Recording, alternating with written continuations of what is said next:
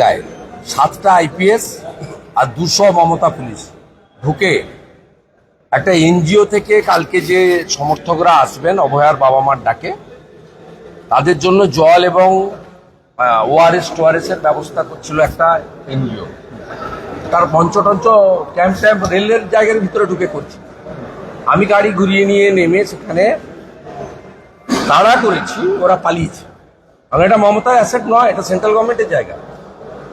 আমি DRM খড়গপুরকে phone করলাম, বলে আমরা পারমিশন দিয়েছি।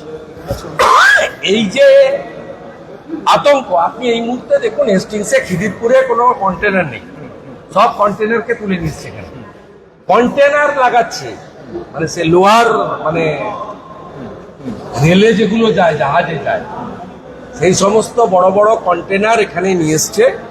একটা নির্যাতিতা খুন হয়ে যাওয়া, তার বাবা মাকে এত ভয়। কোন রাজনৈতিক দল তো সরাসরি ঝান্ডা নিয়ে এই নবান্ন অভিযানে নামেনি। বিজেপি খুব স্পষ্টভাবে বলেছে, রাজ্য সভাপতি দলমত নির্বিশেষে অংশগ্রহণ করবে, আহ্বান করে দিয়েছে। কিন্তু মানুষ তো স্বতঃস্ফূর্তভাবে বেরিয়ে আসছে। সিপিএম কংগ্রেস সাইলেন্ট হয়ে গেছে, আর একদল তো বিরোধিতা করছে। কিন্তু পুলিশের আতঙ্ক, 12,000 পুলিশ গোটা রাজ্য থেকে তুলেছে। আমি চাই কালকে মমতা ব্যানার্জি নবান্নতে ঢুকুন। যদি ঢোকেন আপনি ভোরবেলা, রাত্রি 10টার আগে আপনি নবান্ন থেকে বেরোতে পারবেন। আমি কিছুক্ষণ আগে লাইভ করছিলাম, প্রচুর পুলিশ মোতায়েন হচ্ছে, বিভিন্ন পুলিশ জেলা থেকে পুলিশ আনা হচ্ছে, বলছে 12,000 8,000-এর হিসাব আমার কাছে এসে গেছে। 12,000 আনতে দেন। মানে এদিকে বিধায়করা মার খাচ্ছে। আমি পরিষ্কার ভাবে আমরা থাকবো, এবং আমরা প্রত্যেককে বলেছি বাবা মার অনুমোদিত যে স্লোগান দফা 1 দাবি 1, মমতার মুখ্যমন্ত্রীর পদত্যাগ। উই ওয়ান্ট জাস্টিস, বিচার চাই, বিচার দাও। এই 3-4টি নির্দিষ্ট স্লোগানের বাইরে স্লোগান হবে না। সকলে সকালবেলা অভয়াকে স্মরণ করে নিশ্চিতভাবে রাখি বন্ধন অত্যন্ত অনাড়ম্বরভাবে পালন করে এই কর্মসূচিতে আসুন। বুকে কালো ব্যাজ লাগিয়ে আসুন, জাতীয় পতাকা নিয়ে আসুন।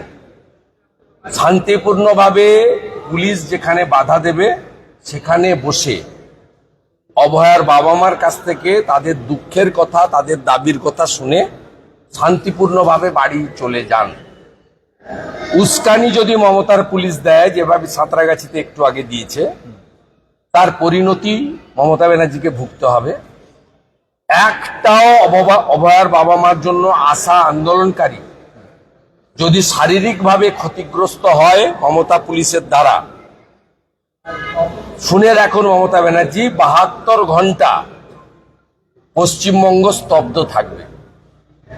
একদম কান খুলে শুনে রাখুন। অসংখ্য ধন্যবাদ। সনাতন প্রহরীর যে ক্যাম্প, সেই ক্যাম্প তৈরিতে সাঁতরাগাছিতে বাধা দিল পুলিশ। আরে বাধা কি দেবে, গাড়ি থেকে মাল নামাতে দেয়নি, এবং কোয়েনসাইড হয়ে গেছে। আমি ওইখান দিয়ে আসছিলাম কলকাতা। আমি যদি আগে চলে আসতাম বা আমি আরো লেট নাইটে আসতাম, তাহলে তো ওখানে ওদেরকে তাড়িয়েই দিয়েছিল কার্য। হাইকোর্ট যেখানে বলছে গুন্ডামি রেলের জায়গায় ঢুকেছে, আমি রেলমন্ত্রীকে অভিযোগ করেছি। ওটা মমতার জায়গা নয়, ওটা ভারত সরকারের জায়গা। ডিআরএম খড়গপুর বলছে আমি অনুমতি দিয়েছি। আমরা 21শে জুলাই তৃণমূলকেও অনুমতি দিয়েছিলাম।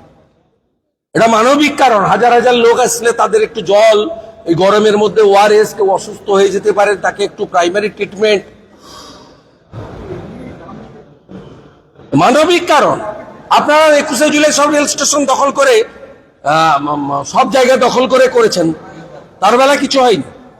এই যে পশ্চিমবঙ্গে পুলিশকে লেলিয়ে দেওয়া, যে কোনো সরকার বিরোধী, এটা তো সরকার বিরোধী আন্দোলন, এটা তো রাজনৈতিক আন্দোলন নয়, কমপ্লিটলি সরকার বিরোধী আন্দোলন। ওনার বাবা মা আজ থেকে 1 মাস ধরে বলছেন আমি 2টো কর্মসূচি দিয়েছি, 9ই আগস্ট নবান্ন অভিযান এবং 14ই আগস্ট রাত জাগার প্রোগ্রাম। গতবারে ছাত্র সমাজ করেছিলেন, ছাত্র সমাজের ছেলেরা এবারে স্বেচ্ছাসেবক ভলেন্টিয়ারের কাজ করছে। ডাক দিয়েছেন বাবা মা, নেতৃত্বে থাকবেন বাবা মা। কালকে বুঝতে পারবেন, যা করছেন কালকে বুঝতে পারবেন। ইতিমধ্যে 8,000 মানুষ কলকাতা চলে এসেছে, এবং শুনে রাখুন, যে যে এলাকায় লোক এসেছে ওই এলাকার মহিলারা বাড়িতে রুটি তৈরি করে গুড় দিয়ে চিকচিকা প্যাকেটে বেঁধে তাদেরকে দিচ্ছে। কোন রাজনৈতিক দল একটা গাড়িও করেনি, একটা জলের বোতলও দেয়নি। কমপ্লিটলি মানুষের স্বতঃস্ফূর্ততা কালকে দেখতে পাবেন। 8,000-এর বেশি মানুষ এসে গেছে। মঠ মন্দির ছেড়ে 1,000-এর বেশি সন্ন্যাসী এসেছেন, বিভিন্ন মন্দিরের বারান্দায় শুয়ে আছেন,